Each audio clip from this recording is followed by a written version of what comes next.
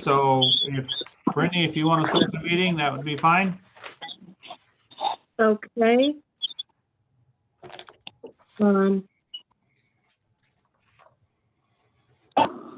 If we could go ahead and do a meeting started is 5:38. And welcome everybody. I'm taking Deanne Hohalter's place this evening. Should we do a call to order and do a roll call? Okay. Brittany Moore. Present. Roy Compost.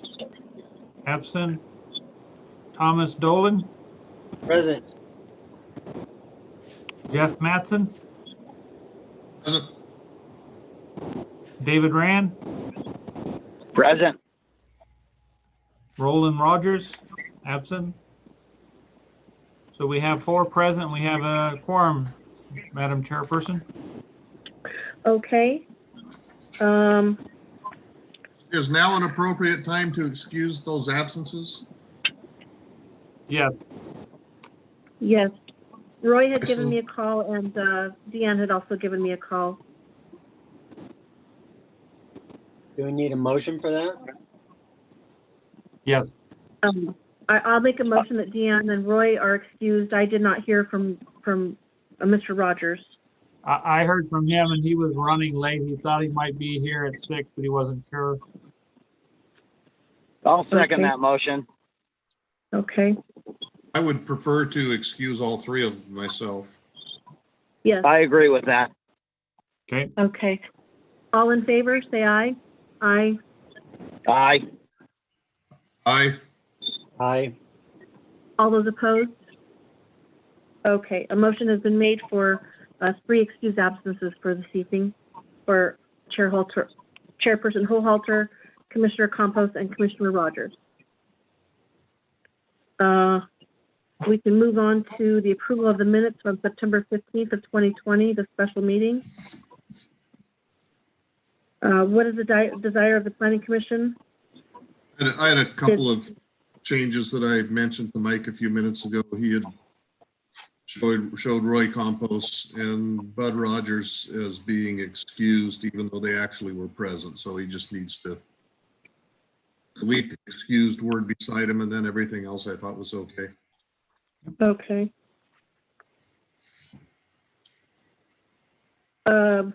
I wasn't there, so if someone else wants to make a motion just to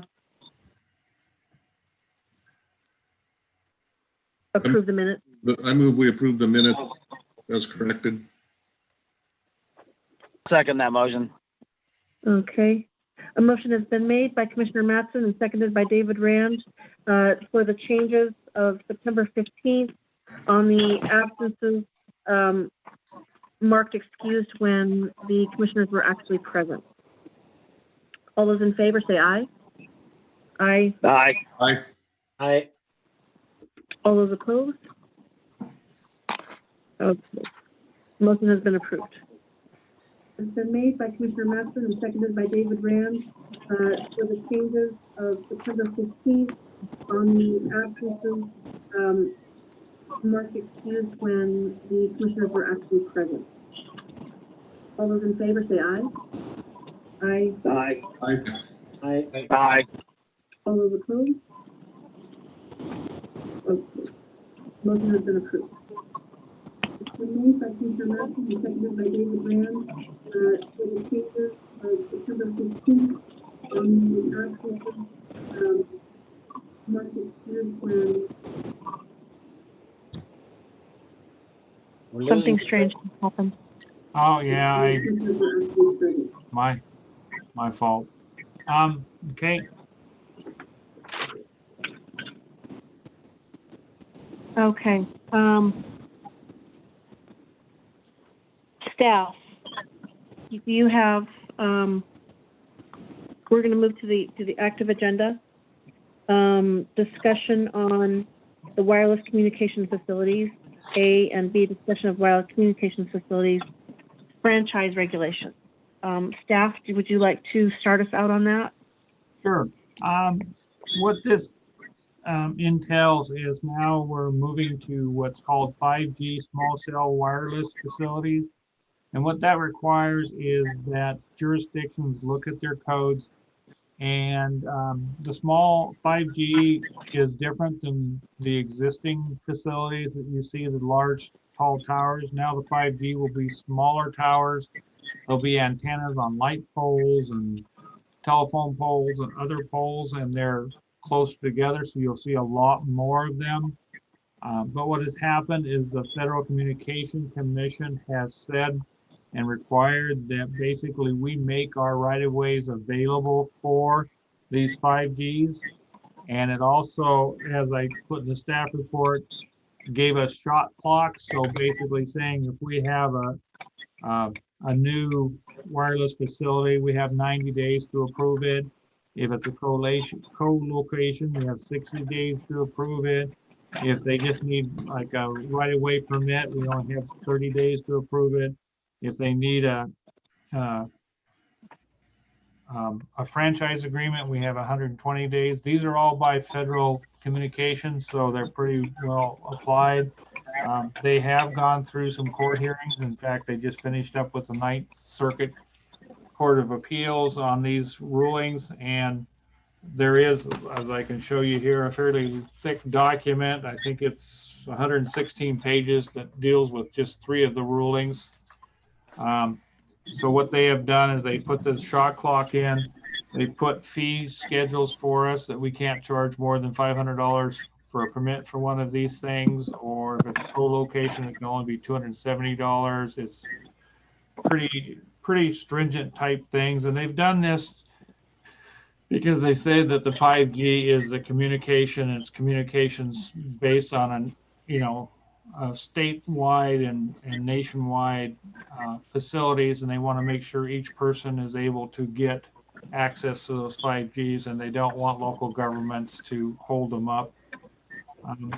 What that requires us to do then is to amend our ordinance to reflect those, and you'll see that it's fairly detailed when we come to that process.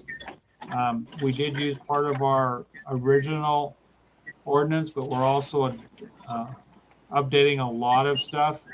So the micro facilities, as you can see on this one, are the original large towers that we still have, and we still have criteria differently for them. And then we have these eligible facility requests. These are kind of the co-locates on existing towers or just existing poles and such. And it has time frame for review. And then a new facility is a small wireless facility. And these small wireless facilities seem to be showing up on the right-of-ways. They're not putting them on private property like they do the larger towers. So you may walk downtown and you'll see a light pole with a small antenna, and there'll be a box kind of like the telephone communication boxes they have down at the bottom of the telephone.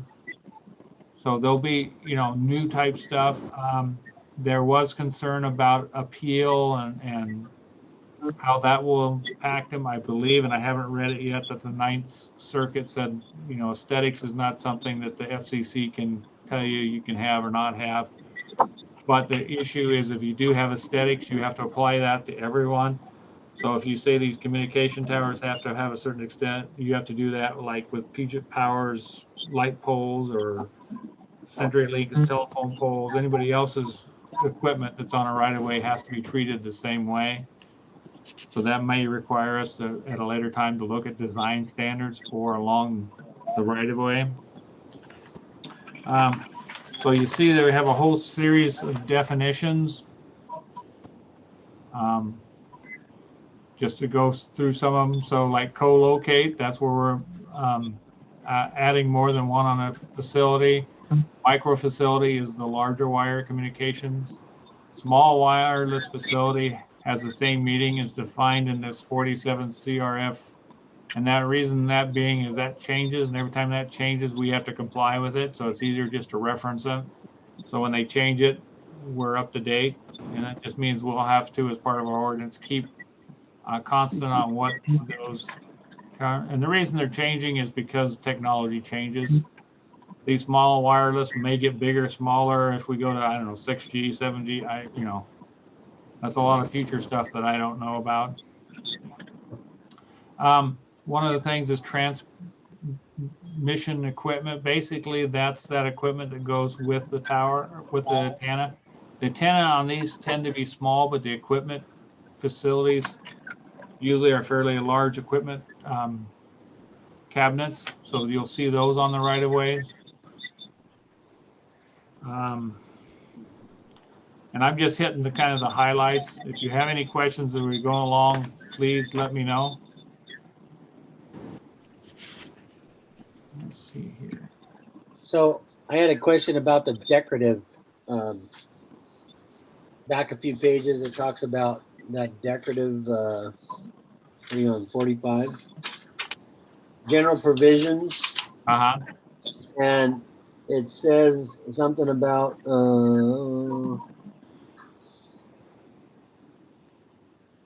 I skipped over it again. There was an article in there about decorative concealment. Mm-hmm. And I know that in Hawaii they have a lot of concealed towers that they look just like trees. And Mm-hmm. Is that something that once you start loading everything up in mass like that, is that something we're considering now, or we're just basically looking it over and talking about it later? We're looking over, it's also being reviewed by the attorneys, and I'm going to make notes. One thing about aesthetic, if we require them to do it, we have to require everyone else to do it. And so it gets real busy. Well, it gets real busy, and then you really have to have specific design standards for that. These you'll probably see. In fact, we've been contacted by one cell provider already that wants to put them on one of our light poles. And the issue with the light poles is, I understand most of our light poles in the city are actually belong to Pacific Power. They're not the city of Sunnyside's poles. So that's up to Pacific Power whether they allow people to connect or not.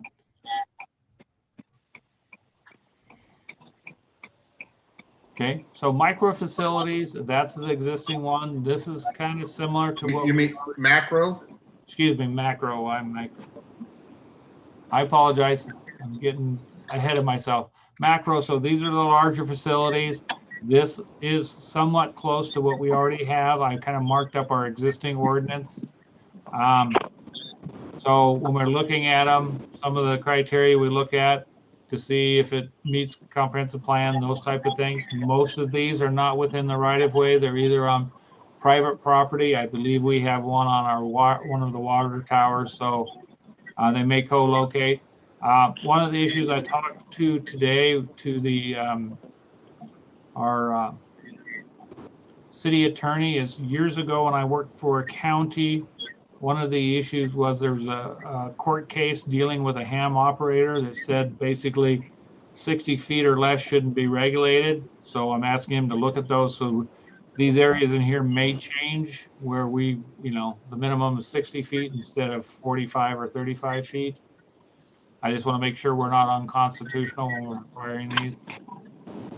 And these apply to the larger facilities. I know there's one over there by McDonald's, probably meets that. And then the residential is the same thing.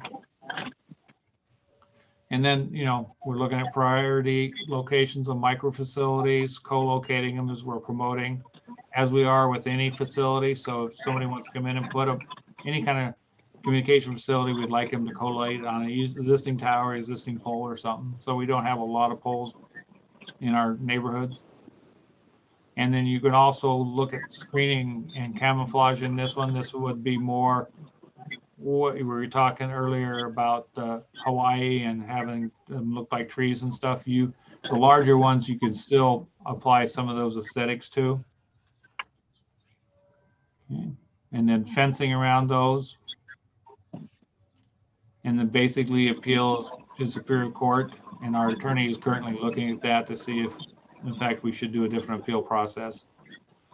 So now we're talking about eligible facility requests, and this is the smaller one, the small wireless ones. And this is co-locating them on existing structures, whether it be light poles or telephone poles or existing streetscapes. So it's promoting the co-location, and as such,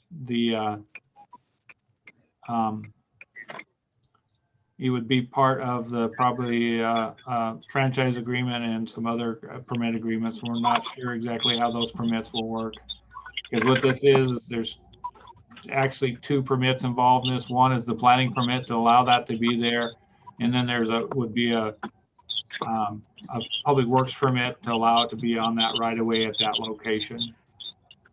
One thing to note, by the federal law, they can increase the height of existing tower or structure. So if it's a telephone pole, they might add another 10 feet onto it. A good example of height-wise, I believe those lights along Middale Road, the newer ones, are 40 feet high. So that gives you, they can go another 10 feet above those.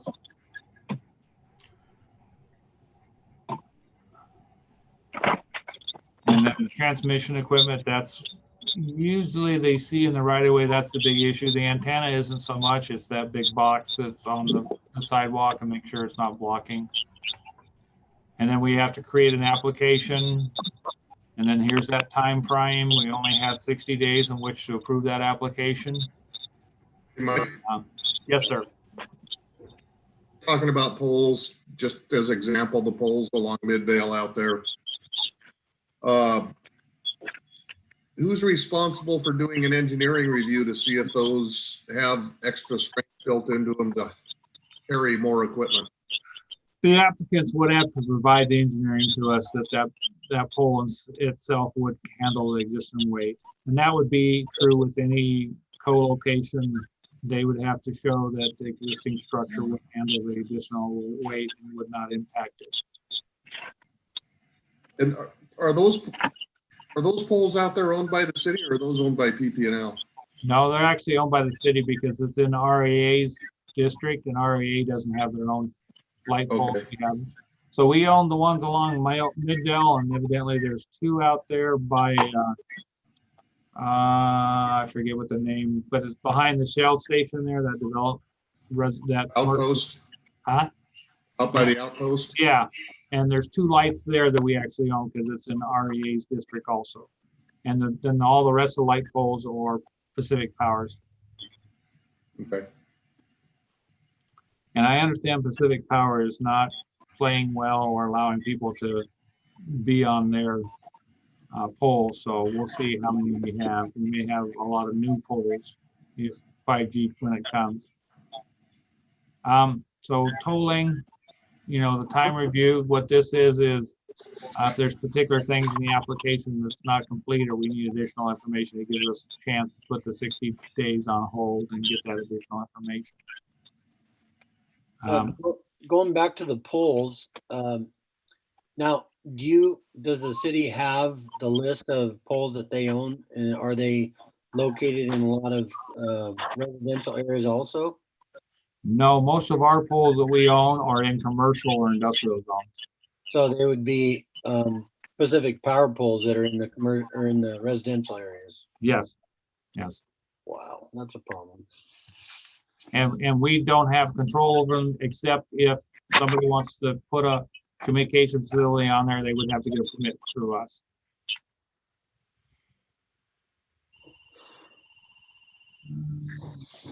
And then failure to act, and this is one we'll probably change. The ruling from the FCC was that basically if we don't act in the 60 days, they're automatically approved. I understand the Ninth Circuit changed that a little bit, so I'll have to pull that ruling. And that ruling was just last week, so I haven't had a chance to go over it. So this is the small wireless facility. This is the new ones, new poles, new units, so it wouldn't be co-located on any existing towers or anything like that.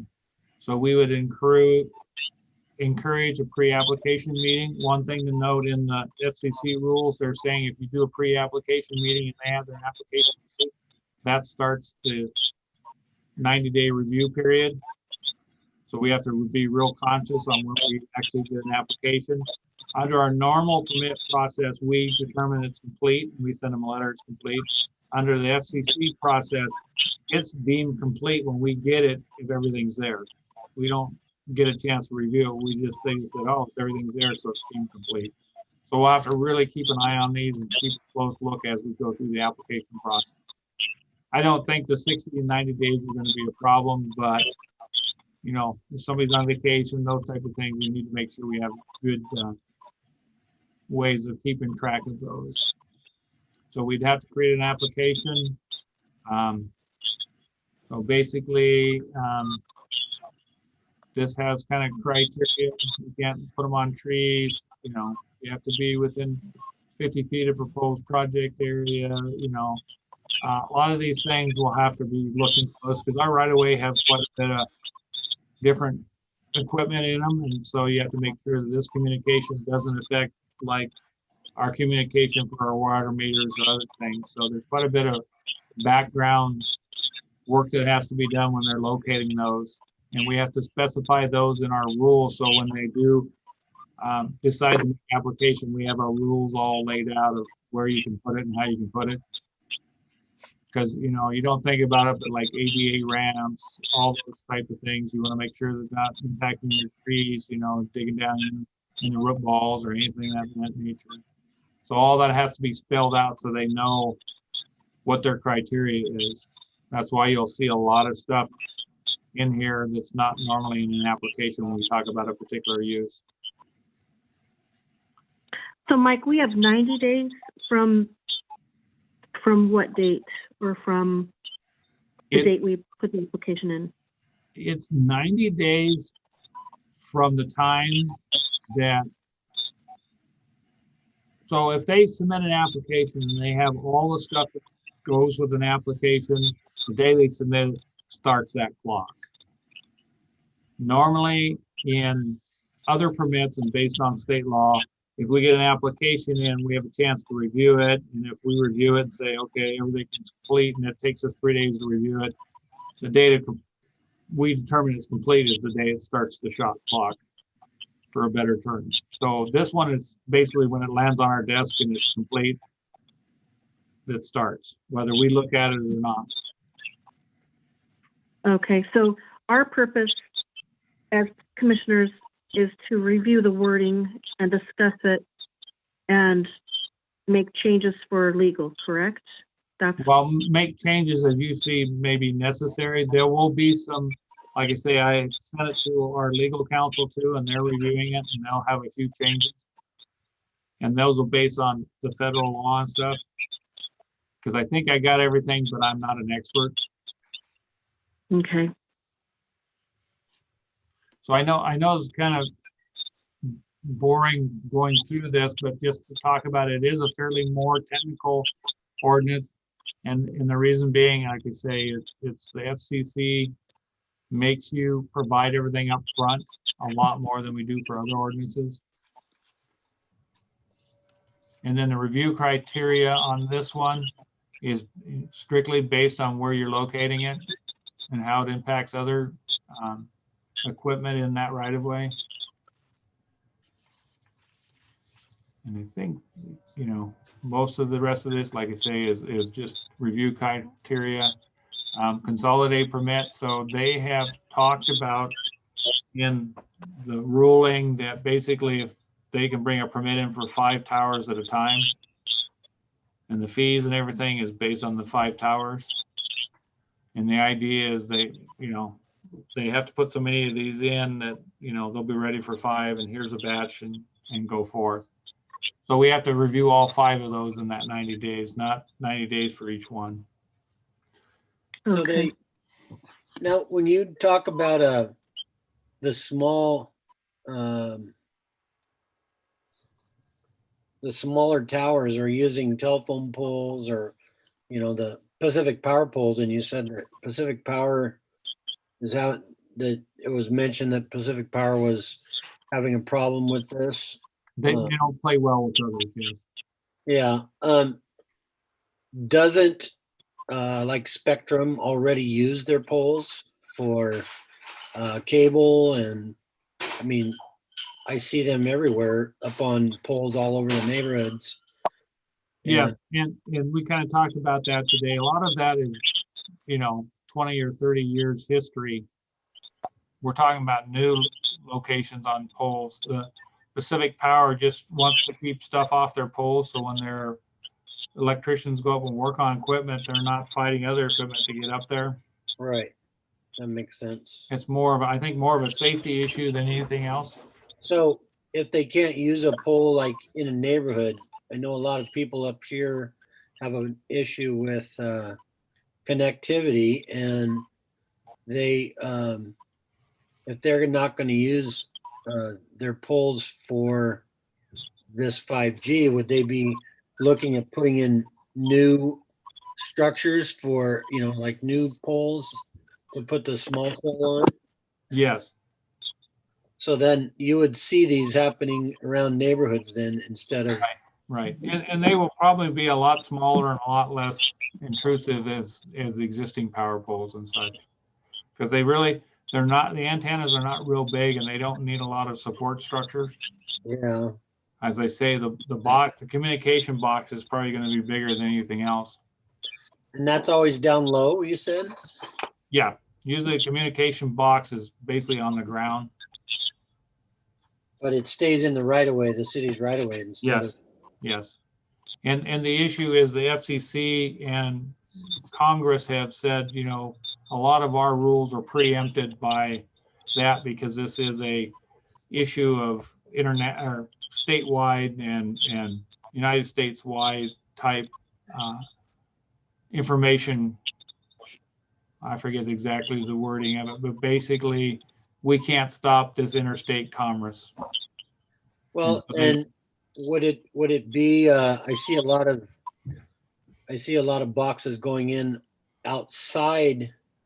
Well, I guess it would definitely fall inside the city's utility right away then, if they have because you see a lot of underground electrical boxes just outside the roadway, Mhm. and that would be considered the city's right of way. It's not on the sidewalk. It's further into the property than the sidewalk, and so. Right. It's probably either a part of the right of way or a utility easement.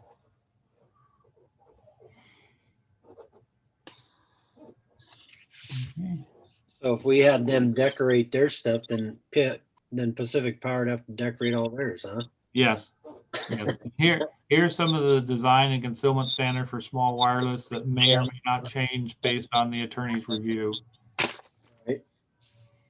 So there is some, and these are more distances and sizes as opposed to, cover them up or.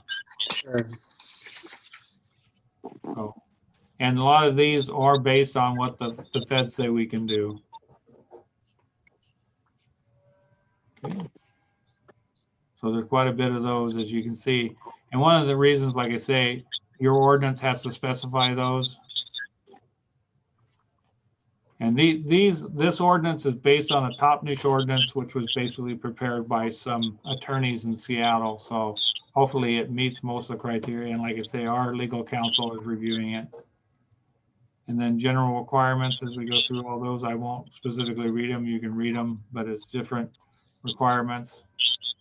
And this is kind of that new pole in the right of way that you were just talking about. So if the facility cannot be located on a thing, then they can put in a new pole. But if they can co-locate, we want them to do that.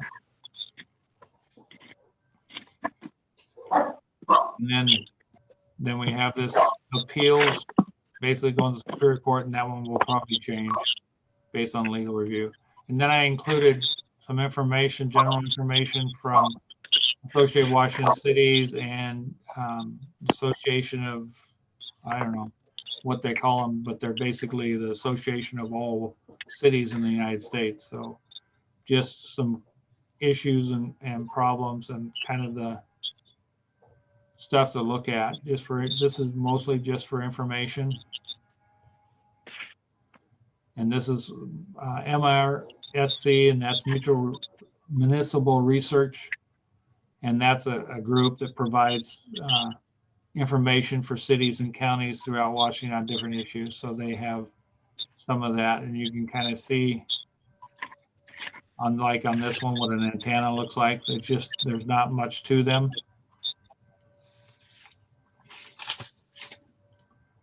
Okay. And then as we were going through this process, we realized that we really don't have a franchise agreement. And a franchise agreement is an agreement we have with different utility providers to place stuff on our right of way. So Pacific Power has one, natural gas has one, CenturyLink, Spectrum. They have franchise agreements, and what that does is allow them to work within our right of ways. And those are usually fairly complicated ones, but we really don't have anything in our ordinances that address those. So this one here that we're looking at, and I'm not sure if you guys will have a hearing on it or not, because it's in chapter 12. It's not really a land use one. It's a public works type thing, but I thought it'd be good to have you look at it. And if in fact we find out that you will have a public hearing on it. And what this does is just provide the background and the process for someone to get a franchise to do communication facilities. And it's really specific for wireless communication facilities in the right of way. It has an application process. It has everything. And the reason being for this one is there's a shot clock of 120 days. So we need something when somebody calls to say, this is what you need to do to get a franchise, and this is the process. As you can see, the 120 days. Police power, franchises are set up by state law that allows us to do those, because while it's city right of way, it's right of way is considered property held in kind for the public. So it's not really, right of way doesn't really belong to Sunnyside, it belongs to the public, but we control it. So we have a mechanism for issuing what people are allowed to do. And this specifies, as you can see, street cuts, construction standards, reimbursement for work that we do, conflicts where there's, what happens if there's conflict between our equipment and their equipment. So it's fairly short, but it's succinct, but it's a process to get us to a franchise. And a franchise is always basically in the form of a contract and an ordinance, and that does go to the city council for approval. So I know that's a lot of information. That's why I'm giving it to you this month, and then we'll actually have the public hearing on the ordinance next month. And once I get information from the city attorney, I'll forward that on to you right away, so you have a chance to see what that information says and how that affects the ordinance. So I guess at this point, I'd see if there's any questions or comments, directions. Commissioners, does anybody have any questions? I have no comment or questions. On 1250-270, it says franchise revocation. Mm-hmm. So the city may revoke a franchise. In what period they're talking about? It doesn't. How long is a franchise? Franchises are usually specified by the ordinance itself. Depending on the stuff, I couldn't tell you exactly with Sunnyside. I know when I was with the county, like our power franchises were for 10 years. That was most franchises were 10 years. So these can be a year, it can be 10 years, it can be 20 years, depending on what the agreement between the parties. So it's basically a contract that you come up with, and that's put in the form of an ordinance and signed by the power company or whatever, or the telecommunication company and the city. So it's an agreement. And normally revoking those is, if something happens and they just don't comply with the provisions of the franchise agreement, we can revoke it. So just taking that at face value, the franchise renewal that can be done anytime during that 10 years, or is nothing's set yet? Right. A time? I don't know what our franchises normally are for, or what length, but whatever length they would, then towards the end of the thing, usually actually the franchise agreement says at the end of, within X number of days of the end, we'll renegotiate the franchise, because they'll change, every 10 years, something changes. I mean, a good example, if some city gets sued because of some issue related to the right of way, a lot of times they'll change their franchise agreements to address that particular issue. Mike, does Toppenish already have all this accomplished? Yeah, they don't have the franchise. This franchise wording is from Marysville, but the communication facility ordinance they have adopted it, and they adopted it back in November. Okay.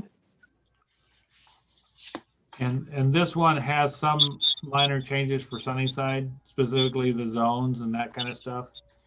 And there was wording in Topnish's that dealt with their historic district, and we don't have a historic district, so I removed that.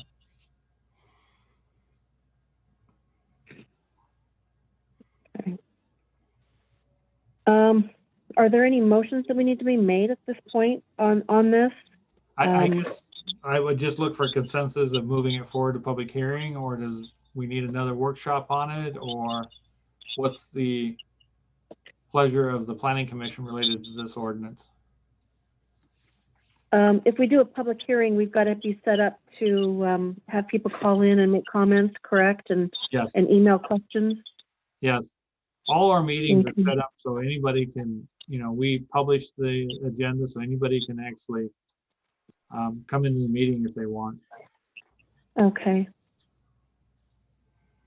Normally what the council does on their public hearings is they'll let people know about it, and then there's an address or an email that you can send in if you want to talk or if you want to comment. And normally the mayor asks the staff if there's any comments that they've received for that hearing. Okay, so if we made a motion today for to move forward with a public hearing next month, basically what we're doing is we're moving this along so that we're closer to getting what we need for legal. Yes. Well, legal's going through the process still.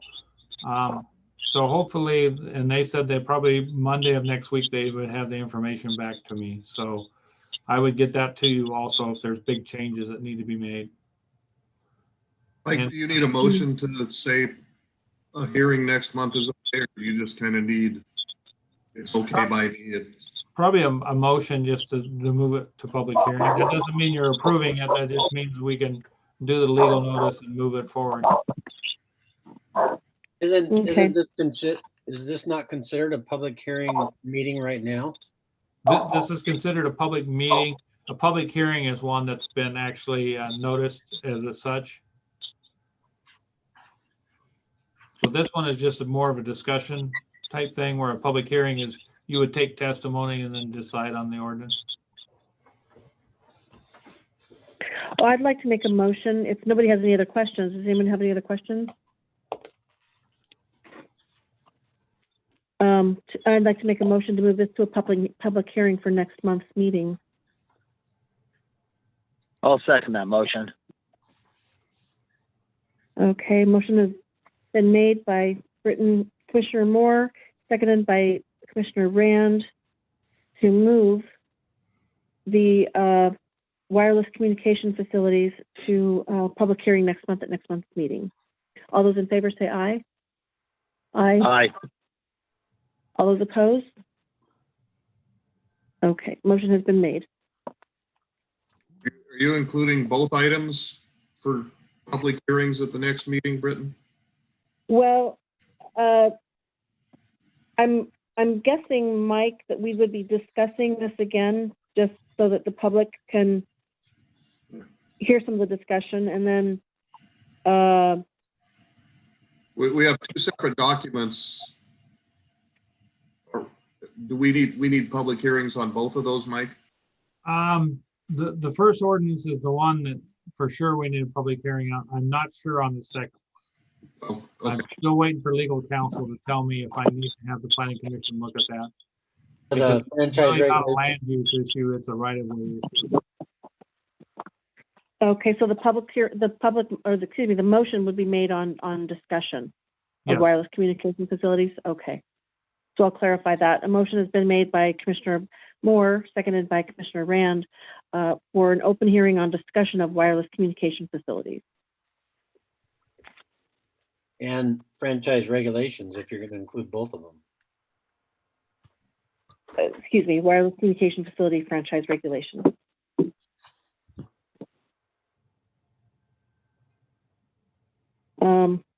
I think the first motion that we passed was only on the wireless communication facilities. Is that right, Britton?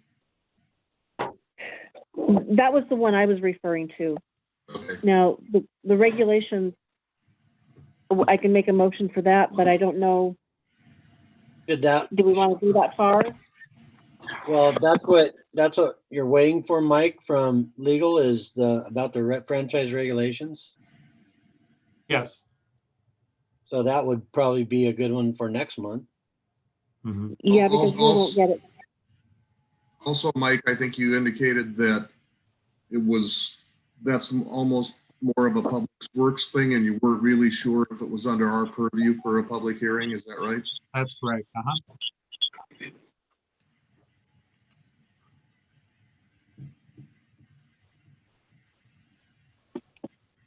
Okay, so we won't make a motion on the facility franchise regulation.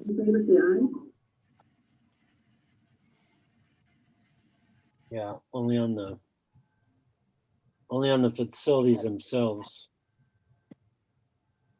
Okay. Any additional items from staff or any other questions for Mike? Commissioners?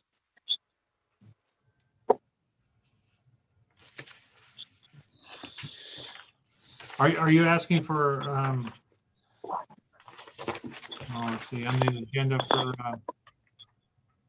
more comments from me, or it's still on the ordinance? Asking commissioners if there was any other questions for Mike regarding discussion or the regulations on the wireless facilities. Nothing from me. Okay.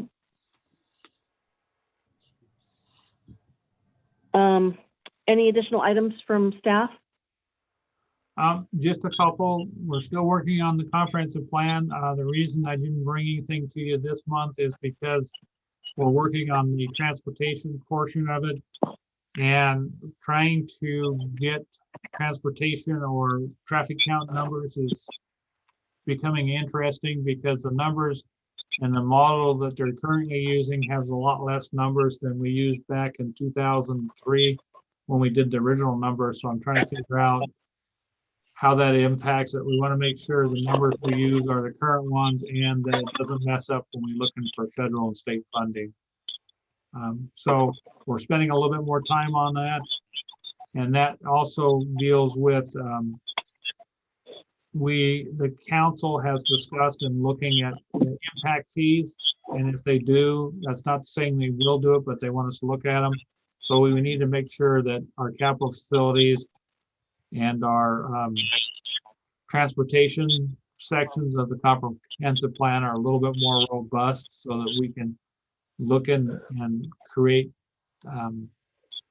information related to what are the traffic impacts of a particular project, whether it be a subdivision, large commercial operation or whatever.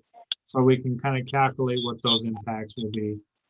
In order to do that, we have to have a good starting point, basically where our roads are right now. Most of the information I have, the roads are actually in pretty good shape traffic count wise, meaning they're not overburdened.